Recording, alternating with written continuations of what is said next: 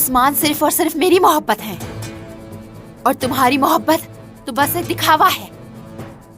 इस कबीले में अब तुम्हारे लिए कोई जगह नहीं है। इस जबान से उस्मान से मोहब्बत का नाम आइंदा न लेना।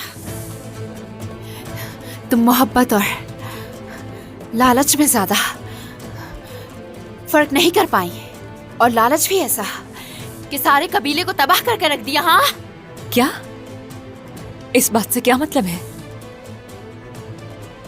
तुम्हारी वजह से कबीला जहर में डूब चुका है। आखिर कबीले में जहर क्यों फैलाया बेगम खातून? कुछ भी ऐसा नहीं किया मैंने। इल्जाम लगाने का बहाना तलाश करती हैं बस आप। मेरी वाहिद गलती सिर्फ उस्मान से मोहब्बत है। बस जल्द से जल्द अपना सामान समेट कर तुम इस कबीले से निकल जाओ और दोबारा नजर मत आना। जल्दी करो। ये इख्तियार तुम्हारा नहीं है। उस्मान सरदार जब तक खुद न कह दे मैं यहाँ से कहीं नहीं जाऊंगी।